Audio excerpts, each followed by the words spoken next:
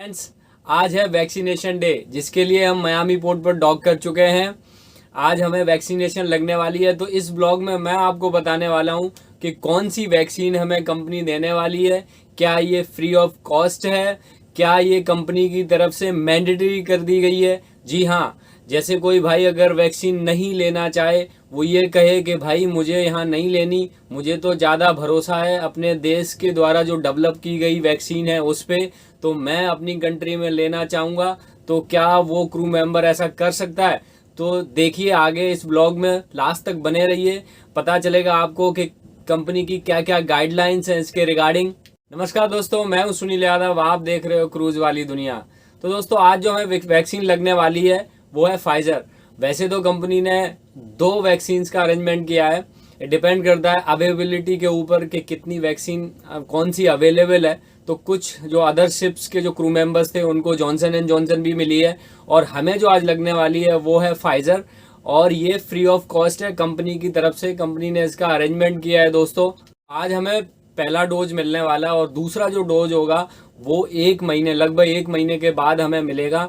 और दोस्तों, जो जॉनसन एंड जॉनसन है वो शायद उसका एक ही डोज लगता है और फाइजर के 2 डोज लेने पड़ते हैं। तो आज हमारा पहला डोज है और दूसरा 1 महीने के बाद है, क्योंकि हम लोग आज के बाद जा रहे हैं ड्राई डॉक। जी हाँ, जो हमारा ड्राई डॉक है वो 1 महीने का होगा, और जब हम ड्राई डॉक खत्म करके आएंगे तो हमारा दूसरा डोज लगेगा इसी पोर्ट पर, सेम मियामी में।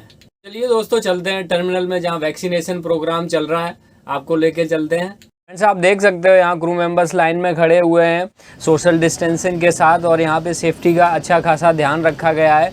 और सारे क्रू मेंबर्स को ग्रुप में डिवाइड किया गया है ताकि सारे एक साथ ना जाएं, ग्रुप वाइज आएँ। तो यहाँ पे फर्स्ट एंड सेकंड ग्रुप को पहले बुलाया गया है, इनके बाद फिर जो नेक्स्ट ग्रुप होगा वो आएगा।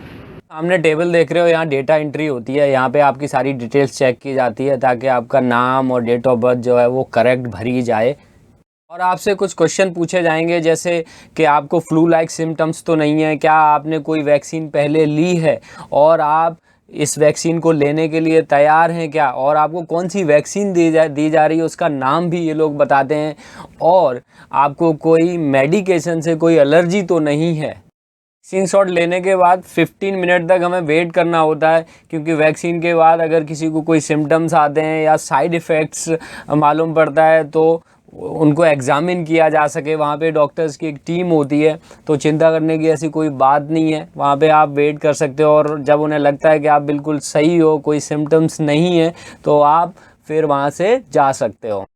अब हम बात करते हैं कि कंपनी की क्या गाइडलाइंस हैं, क्या पॉलिसीज़ हैं जो वैक्सीन को लेकर। तो कंपनी ने अभी तक मैंडेटरी तो नहीं किया है, लेकिन आने वाले टाइम में ये मैंडेटरी होने वाला है, क्योंकि सारे क्रू मेंबर्स को अभी वैक्सीनेट नहीं किया गया है। अभी तक वैक्सीनेशन प्रोग्राम चल रहा है, तो जब सारे लोग वैक्सीनेटेड हो जाएंगे तब ये मैंडेटरी हो जाएगी। तो अभी जो पॉलिसी है कंपनी क्या कहती है कि जो लोग साइन ऑन हो रहे हैं, जो शिप पे आ रहे हैं दोस्तों, या तो उन्होंने दोनों डोज लिए हों। अगर किसी वैक्सीन के 2 डोज लगते हैं तो दोनों लेने हैं क्रू को, तभी वो साइन ऑन हो सकता है, या फिर एक भी नहीं लिया हो। इस केस में क्या होगा कि अगर आपने एक भी डोज नहीं लिया है तो आप ऑन बोर्ड आओगे, कंपनी अरेंज करा के आपको वैक्सीनेशन प्रोग्राम यहाँ दिलवा देगी।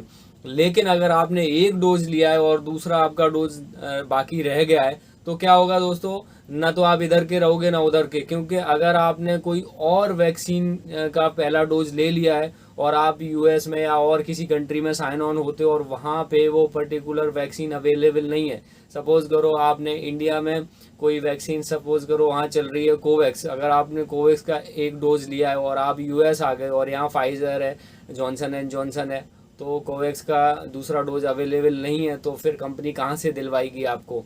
तो ये इशू है, ये परेशानी है। तो ये आप पक्का ध्यान रखें, जब भी आएँ ऑन बोर्ड तो आपने या तो दोनों डोज लिए हों या फिर आपने बिल्कुल ना लिए हों।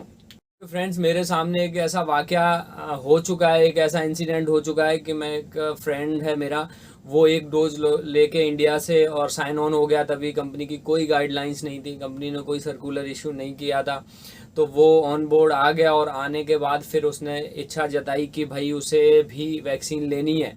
तो फिर यहाँ पे जो मेडिकल टीम थी उन्होंने बोला आपने कौन सी वैक्सीन पहले ली है, तो उसने बताया जो भी है, और वो वैक्सीन यहाँ नहीं दी जा रही थी। तो उन्होंने कहा भाई आप जो है वो पहला डोज किसी और वैक्सीन का लेके आए हो और ये दूसरी वैक्सीन है, तो कोई भी रिस्क नहीं लेगा, कोई भी आपको नहीं देगा।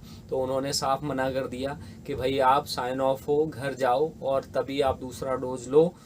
तो यहाँ पे जो है वो डिफरेंट वैक्सीन है, ये आपको नहीं मिलेगी। तो इस केस में उसको बेचारे को साइन ऑफ होना पड़ेगा। अब ये तो मुझे नहीं मालूम कि वो अपना कॉन्ट्रैक्ट पूरा करके जाएगा या फिर बीच में ही उसे साइन ऑफ कराया जाएगा वैक्सीनेशन के लिए। दोस्तों वैक्सीनेशन प्रोग्राम हो चुका है डन, और अब हम रेडी हैं ड्राई डॉग में जाने के लिए। जो ड्राई डॉग है वो 30 डेज का होने वाला है, यस, लगभग 1 महीने का, थोड़ा बहुत ऊपर नीचे हो सकता है, कम ज़्यादा।